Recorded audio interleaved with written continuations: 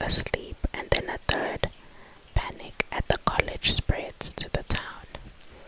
A young couple tries to protect their newborn baby as the once quiet streets descend into chaos. Two sisters turn to each other for comfort as their survivalist father prepares for disaster. Doctors discover that those affected by the illness are displaying levels of brain activity higher than has ever been recorded. They are dreaming heightened dreams, but of what?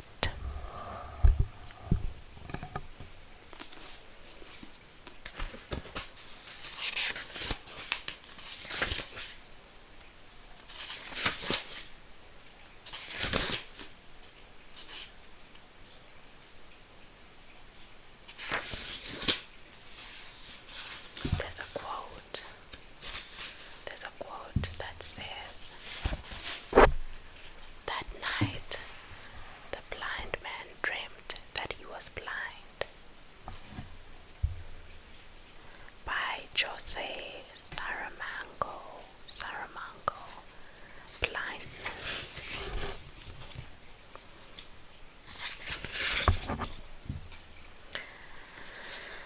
Chapter 1. At first, they blame the air. It's an old idea, a poison in the ether, a danger carried in by the wind. A strange haze is seen drifting through town on the first night. The night the trouble begins. It arrives like weather or like smoke. Some say later, but no one can locate any fire. Some blame the drought, which has been bleeding away the lake for years and browning the air with dust. Whatever this is, it comes over them quietly. A sudden drowsiness, a closing of the eyes. Most of the victims are found in their beds, but there are some who will tell you that the sickness is not entirely new, that its cousin had sometimes visited ours. In certain letters from earlier centuries, you may find the occasional reference decades apart to a strange kind of slumber, a mysterious, persistent sleep. In 1935, 2 children went to bed in a Dust Bowl cabin and did not wake up for 9 days. Some similar contagion once crept through a Mexican village. Al Niente, they called it. The nothing. And 3,000 years after that, a Greek poet described a string of strange deaths in a village near the sea.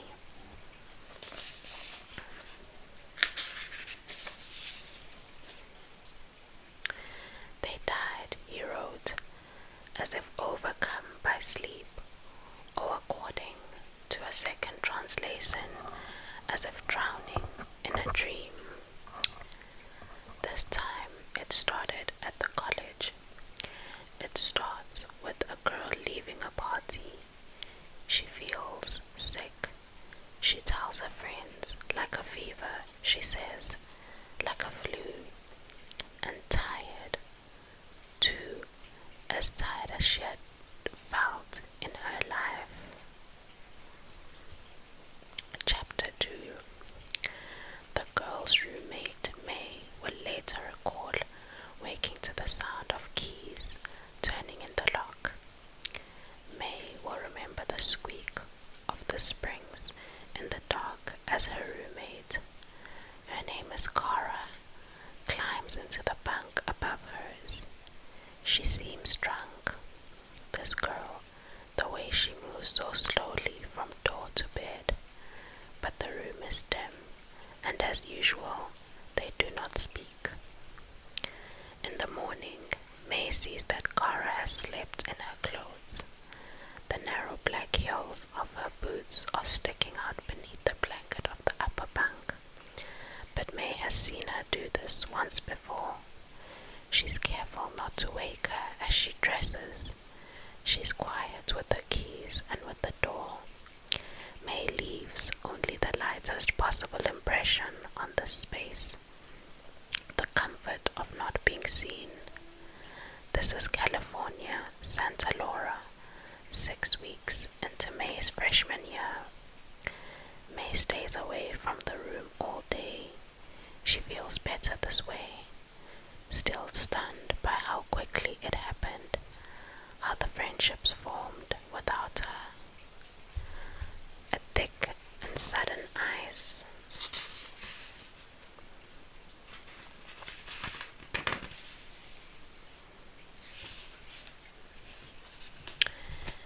Each evening, Cara and the other girls on the floor stand in towels in the bathroom, blocking the sinks as they lean towards the mirrors, in line to line their lips and eyes. May can hear them laughing from the desk in her room across the hall, their voices loud above the hum of the blow dryers. It takes time to know people, her mother says over the phone. Sometimes it takes years. But there are certain stories that May has not told her mother, like those boys who come to the door the first week of school. There was a bad smell in the hall, they'd said, and they'd dragged it to this room. It's like something died in here, they'd said, walking in without asking, filling up the narrow room, flip-flops and board shorts, baseball caps low on their heads. The boys got excited when they began to sniff around May's desk. That's it, they'd said, pressing their hands to their noses. It's gotta be something in there. They pointed to the bottom drawer. What the hell do you have in there? It was her mother's dried cod, which had arrived in the company of 3 bars of dark chocolate and 2 lavender soaps. My mom makes it, she said. This is one of her mother's few inheritances from her own mother. May's grandmother, the only one in the family born in China and not San Diego. It's fish. She knows that these boys refer to her as a quiet girl, as in hey, quiet girl, it's okay to talk. She does not think of herself that way, as especially quiet, but there she was, as if under their sway, suddenly not talking. Jesus, said the one named Tom, who was taller than the others and plays basketball for the school team. He tried a red bandana around his face like a worker in a Civil War hospital. This is foul, he said. Every time she remembers it, that bandana over his mouth, May's face turns hot with the shame of it. In the end, she dropped the bag of cod down the trash cut, the end of the hall, 10 floors down. The scrape of plastic on the tin, while the boys gathered around her to make sure. I didn't know they'd be like that, Cara said later. This is how she learned that Cara was the one who told the boys about a smell in the room, though she'd said nothing at all to May. This is one of the reasons that May spends her afternoons at a campus cafe, where on this particular day in October, she waits until she's sure her roommate and the other girls will be gone from the floor. The hair dryers quiet, the flat irons cool, and the girls themselves enmeshed by then in the complicated rituals of their sororities. The boys, she hopes, will be at dinner. But when May gets back to the floor that night, 9 hours after she left, she finds a note written in red on the whiteboard that hangs on their door. We're leaving, it says. Where are you? These words, it is obvious, are documents for her roommate. When May unlocks the door, she finds Cara still lying where she left her that morning, her body curled towards the wall in the top bunk, her black boots still protruding from the sheets. "Cara," she said softly, "outside the sun is sinking. The sky is clear and turning pink." May switches on the overhead light. "Cara," she says again, but Cara does not wake, not to the sound of May's pleading, or to the louder voices of the two paramedics who soon detect through her badly wrinkled dress that she's breathing, at least, that she still has a pulse. Cara sleeps through the screams of the other girls as they see the way her head rolls back against the stretcher, the way her mouth hangs open, her brown hair falling loose across her face. She sleeps through the screeching of the crickets in the pine trees outside, and through the cool night air on her skin.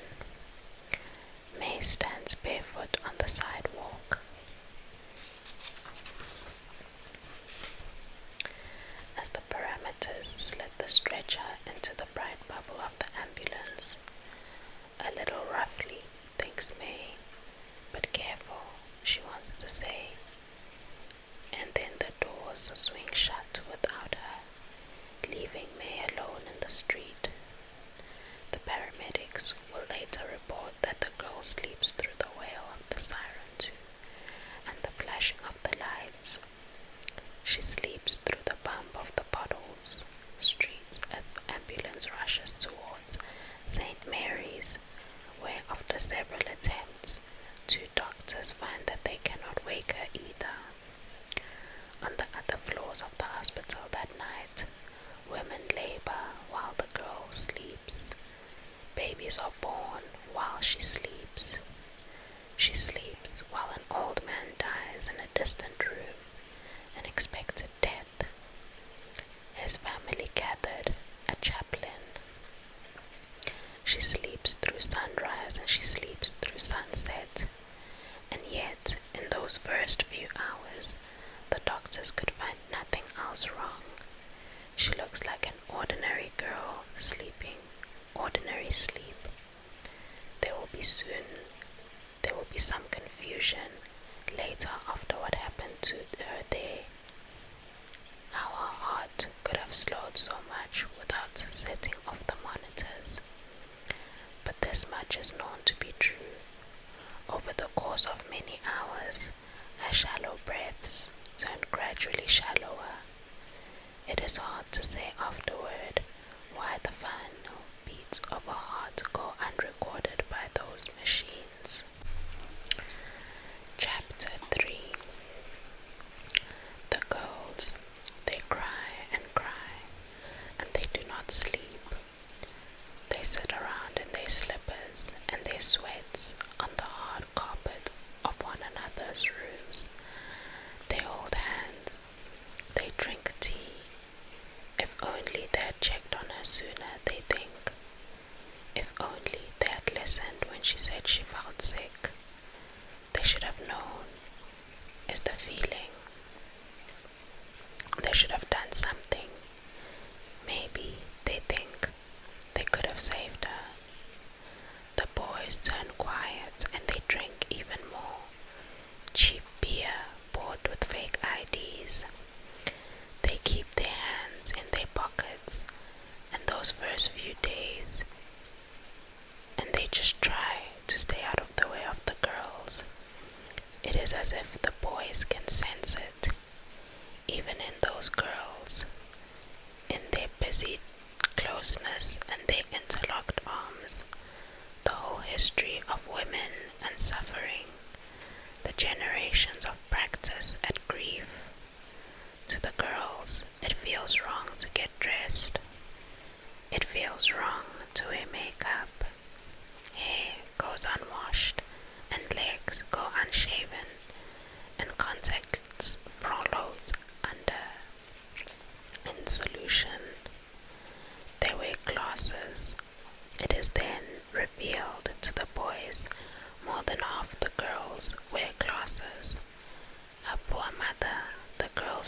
one another, their knees clutched tight to their chests, as if the shock has turned them even younger. They picture their own mothers. They imagine phones ringing in their own kitchens back at home, in other towns, in other states, Arizona, Nebraska, Illinois. I can't imagine it, the girls say to one another. I just can't imagine. The funeral is in Kansas. It's too far to go. We should do something for her parents, says one of the girls. They're coming the next day, the girls have heard, to collect Cara's things. We should order flowers. The girls all agree right away. There's an intense desire to do the proper thing. This feels like their induction. Suddenly, here is life, cut right to its center. Here it is, dismantled to its bones. They settle on lilies, 24 in white. Everyone signs the card. They can think of nothing else useful to do, but a certain yearning persists. Meanwhile, a new generosity flows between them. How small their other concerns begin to seem, how meaningless compared. Fights end, and slides are forgiven, and two of the girls reconcile by phone with the faraway boys who they loved so much in high school, and who they had thought until now they'd outgrown. But still, the girls want something more. They long to be of use. When May walks down the hall, her arms crossed and her head down, and her black hair pulled tight into a braid, the girls notice her as they had never noticed her before. She shouldn't blame herself, they all agree. None are sure of her name, the Chinese girl, or maybe Japanese, who lived in the same room as Cara. There's no way she could have known that Cara needed help. We should tell her that it's not her fault, one of them whispers. We should tell her that she shouldn't feel bad. But they stay where they are. Does she speak English? Says another. Of course she does, says another one. I think she's from here, right? Somewhere from another room, there floats the smell of microwave popcorn. No one is going to class. The basket of lilies arrives that afternoon, but it is less than the girls had hoped. Unable in the end to accomplish what they had wanted, which is to convey what they can say in no other way, something essential for which they do not know the words. Cara's parents, their faces are pale and hollowed. She's a woman in a grey sweater. She's Cara with different skin. The father wears a beard and a flannel shirt. He is a man who 30 years earlier might have been any one of those boys off the floor, slouching in a door frame, his hands in his pockets like theirs, unaware of what is waiting up ahead. Slowly they begin to pack their daughter's things. The girls grow shy at the sight of them. They hide out in their rooms, afraid to say the wrong thing. For a while, the only sound on the floor is the harsh crack of packing tape torn from its dispenser, or sometimes the clicking of emptied hangers, the soft slip of dresses being packed into boxes. Watching those parents from afar, the girls are quick to mistake all the ordinary signs of midlife. Those wrinkles in her forehead, those dark circles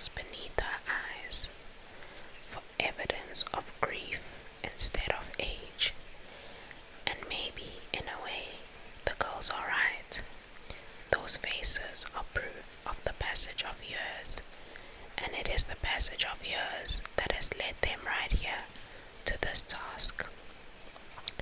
The voices of Kara's parents are hoarse and wispy, as if they were the ones who were sick.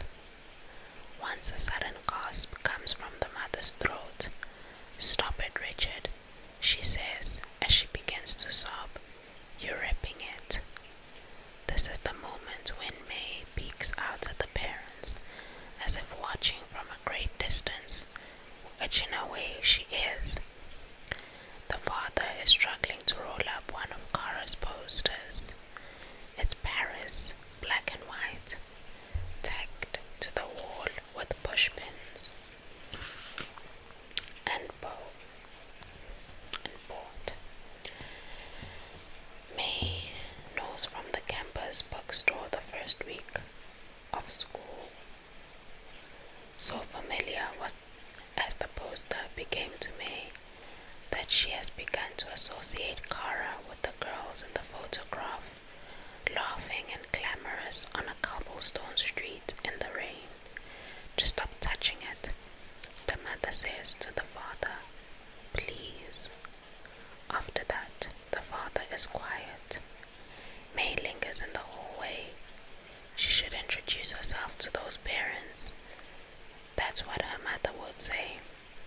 But there's something unbearable about the way that man looks out the window. So like May's own father would, and how he doesn't seem to know where to put his hands. It is in the way he keeps touching his beard, the way he stands so silent in the corner of the room. May hurries back to her new room without speaking to them. Only Caleb is brave enough to approach Kara's parents. Caleb, tall and skinny, brown hair and freckles. Caleb, the English major, a little more serious than the other boys. The girls watch him shake hands with Kara's father. They watch the way he holds his Cubs cap at his side while speaking to Kara's mother. And the girls, each one of them, long to smooth his hair, which is sticking up on one side and sweaty from where the cap had been. The girls love him right then for talking to those parents. They love him for knowing what to do.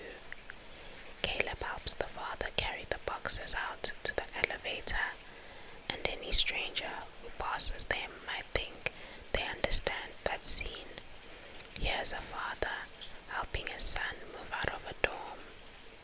Amanda, 2 doors down from Kara's room, and the next girl to feel the symptoms: dizziness, tiredness, a slow spreading ache. Her roommate has woken up with it too. They both look pale and feverish. Their eyes are a little red. "What if it's contagious?" says Amanda from her bed.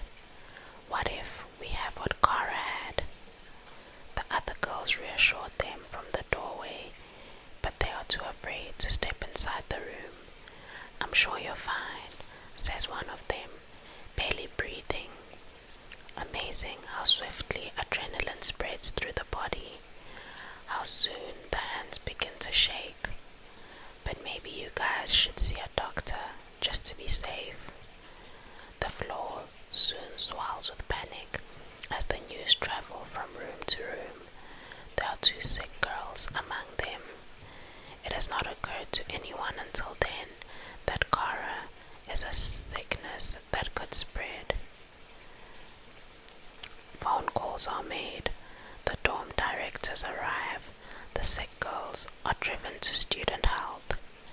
It is hard for the others not to wonder if they will ever see those girls again.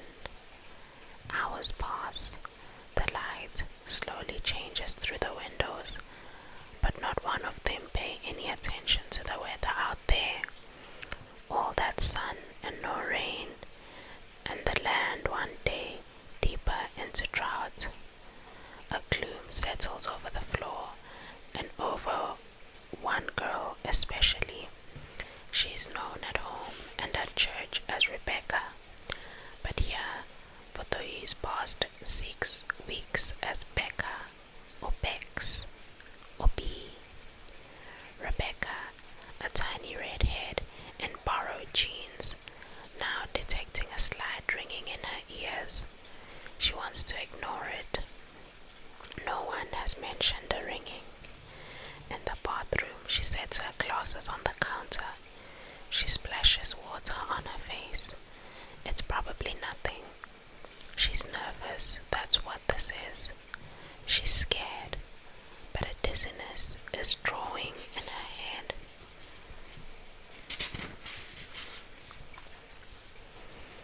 She leans on one of the sinks.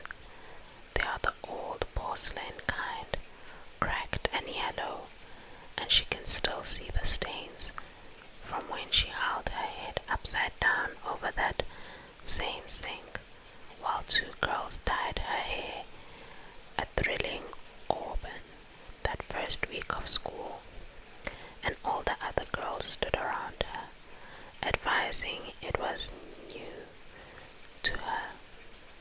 Then she belonged. The sounds of 10 girls laughing in a small space. Rebecca has been to church only once so far, sneaking off the floor that first Sunday, ready to lie to everyone who asked. It's just that never before has she felt loved so quickly, and never before by these kinds of girls. These girls mixed her first drink. They've used their own rosy lipsticks on her inexperienced lips. These girls have plucked her eyebrows with their own tweezers and then shown her how to shape them herself. They've lent her their clothes and helped her buy a better bra, and she laughed right along with them just the other day when they discovered all at once that their cycles were in sync. But now, Rebecca begins to worry. The dizziness is settling over her like a fog. She waits for it to pass, but it does not pass. A wild thought is blooming in her head. Maybe she's being punished. Punished for the way she's been acting these weeks. Skipping church and drinking so much, and lying to her parents about all of it. There's a whining of hinges behind her as the door swings open. Cara's roommate, that quiet girl, walks into the bathroom. She holds a yellow towel under one arm and a pink plastic bucket, inside of which a bottle of shampoo is rattling.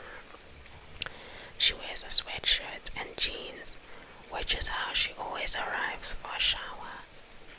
Rebecca has noticed, instead of walking down the hall in a robe or a towel the way all the other girls do, Rebecca feels a sudden urge to perform a kindness.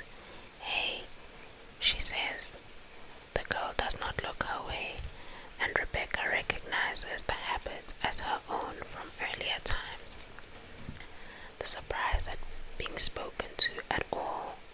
"Hey," says Rebecca again. "Sorry, but what was your name again?"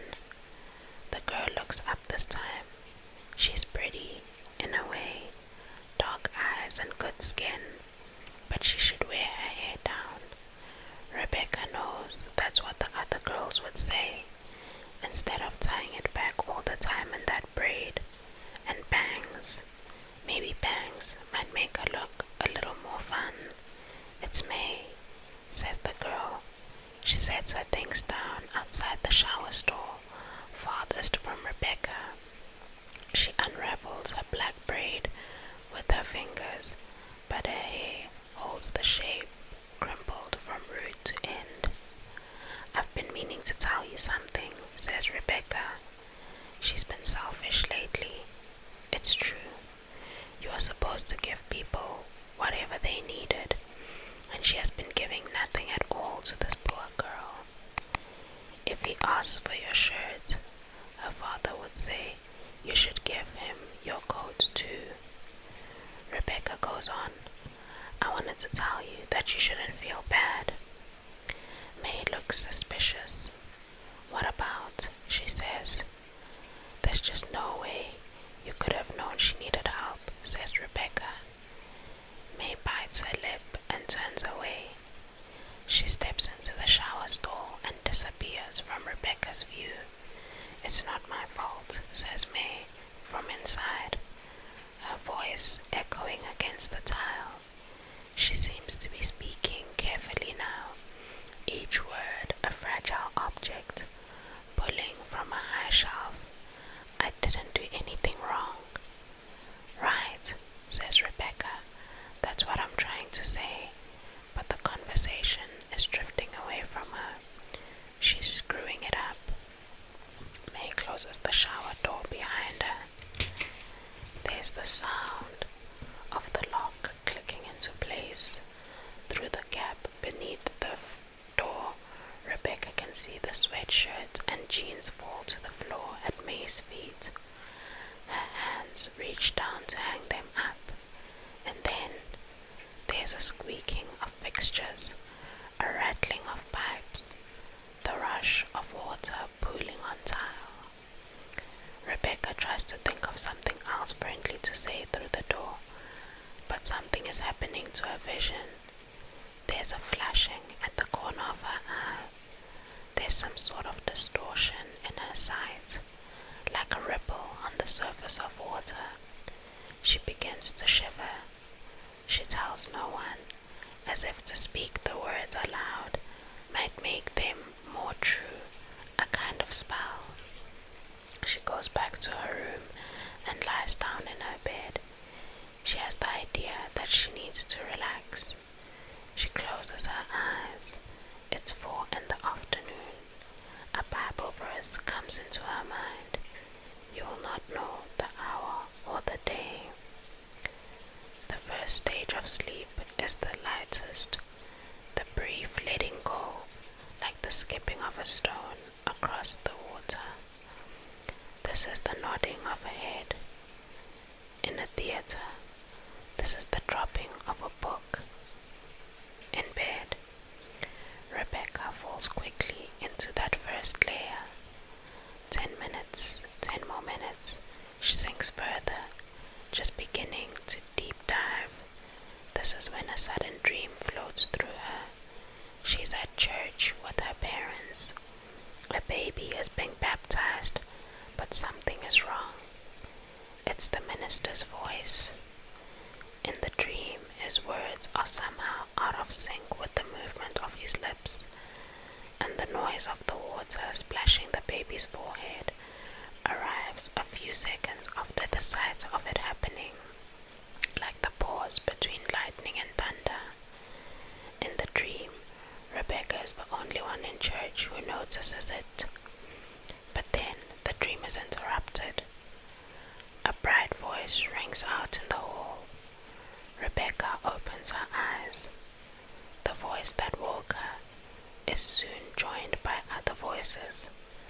Someone is laughing out there in the hall. When she opens her door, she finds the hallway crowded with kids. There they are, at the center of the group, the 2 sick girls, back from student health, their ponytails bobbing, their laughing white teeth. In their hand, bulges 2 burritos and 2 cokes. "I feel so stupid," says one of them, still in their sweats, as kids begin to gather around them. "We both just had colds," says her roommate. "Thank God," says Rebecca. The relief comes to her like a drug. "Thank God you're okay." Rebecca, too, begins to feel better. The ringing in her ears at least has stopped. The dizziness is floating away. Whatever it is, they are fine. "They are fine," the girls say. "Did you hear?" they say to anyone they pass in the hall. "They are fine. They are fine. They are fine." After that, something shifts. The fear breaks like a fever, and that night, the 3rd night, the girls and the boys crowd together into Amanda's small room to get drunk.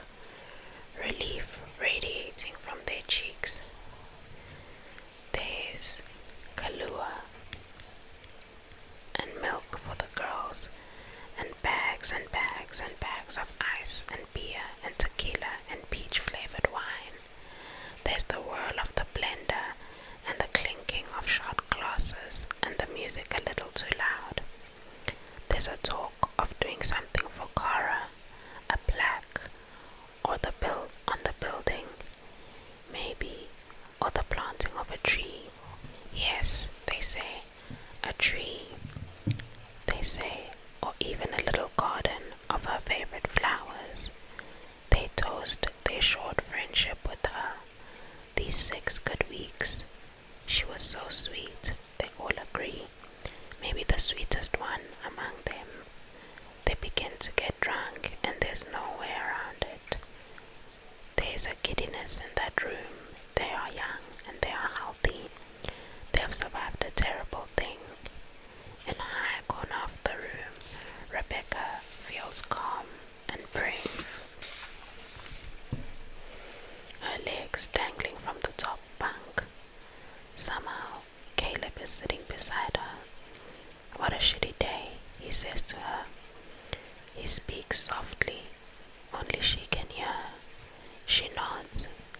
She's aware of the warmth of his leg beside hers, the tilt of his head near the ceiling. It really was, she says. She will try again tomorrow. She thinks through the buzz of the drinking to make things right with Cara's roommate. What was her name again? May. No one, she realizes then, with another ping of guilt, has thought to invite May into this room. Down below, the blender hums, a long clattering of ice. Try this, they all say to one another, again and again. Plastic cups passing from one person to another, every mouth taking a sip. Shot glasses are used and reused. The biology majors among them would somehow come to learn this fact.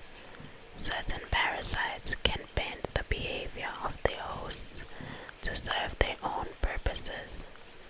If viruses can do it, here's how it would look. 17 people crowded into one small room. 17 pairs of lungs breathing the same air. 17 mouths drinking from the same 2 shot glasses again and again for hours. Finally, the party ends. It ends the way their parties always do, with a knock on the door and the voice of R.A., just 3 years older than they are and skilled and not actually seeing any alcohol. Okay, guys, he says through the door, that's enough. They drift, then out into the hall, the fluorescent lights buzzing from the ceiling as they sway towards their rooms. 1 by 1, or 2 by 2, Rebecca is floating alone towards her room, a few steps behind the other girl. When she feels someone's breath in her ear, "Come on," says Caleb. He takes her hand in his. How surprising it is, the sudden intertwining of his fingers with hers, and the smell of him near her, his gum and his soap, the flat clear joy of getting picked. "We can talk in here," says Caleb. He pushes open the fire door and leads her into the stairway. The door swings shut behind them and slices away the light and the noise of the other kids, leaving just the 2 of them there. In the dark and the quiet, a boy and a girl sitting side by side on the same cold stair. The other girls think Caleb is too skinny, but to Rebecca, he is tall and lean. There's something intelligent in the sharpness of his features, a kind of efficiency, like good design. She waits for him to speak. From his pocket, Caleb produces a bag of M&Ms. "Want some?" he says.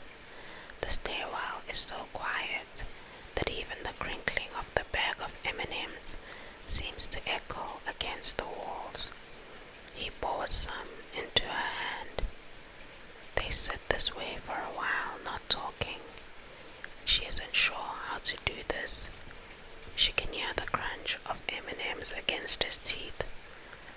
feel so bad that I didn't talk to her parents, she says finally.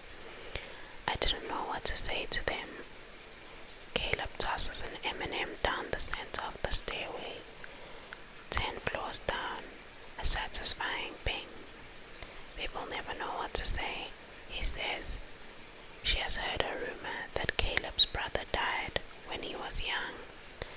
They talk a while longer, drunk and dreamy.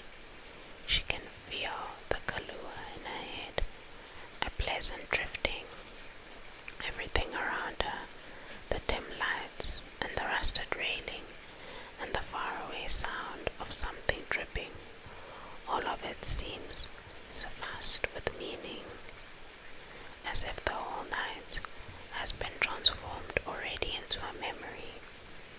There are things she wants to talk about, to tell him about all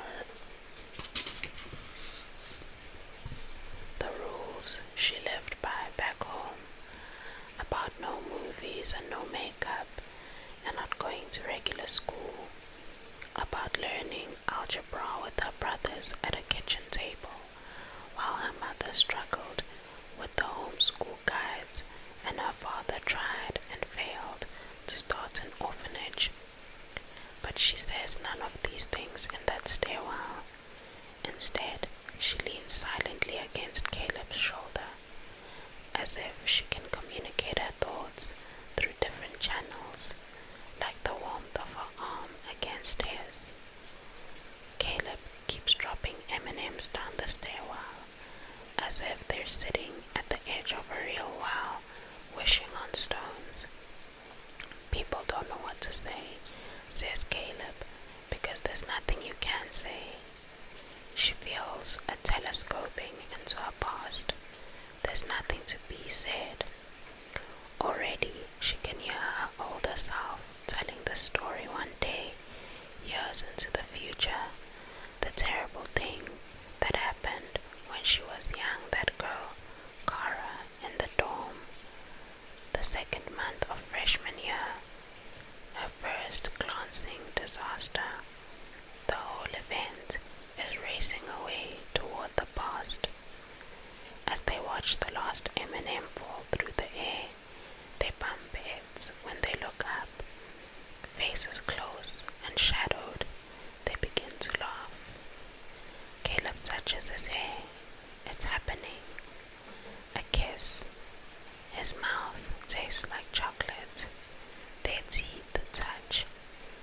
She never knows if she's doing it right. His hands rest on her hips. His fingers skim the skin of her waist, and she can feel him shaking slightly as he touches her. His nervousness more endearing than confidence, and this seems like a beginning. This year, the start of something. She is warm with a furious hope, the elation available only to the very young. The girls sleep late, heads hurting from Kahlua. They wake one by one to pee or for water or to swallow the Advil they keep beside their beds, or only to pull the curtains shut against the morning light, squinting in the sunshine of yet one more cloudless day. Then they climb back in their beds. Soon they are dreaming, the vivid dreams of shallow sleep. It is around noon. The girls later agree that something extraordinary happens. Their dreams begin to follow a similar plot, to swirl around the same subject. One distant sound all at once. The girls dream that someone somewhere is screaming. It takes a few seconds for their eyes to open, for the noise to coalesce into a story. Someone really is screaming. In the hall, the girls find Caleb in boxes, no shirt. They can see his ribs rising and falling beneath his skin as he shouts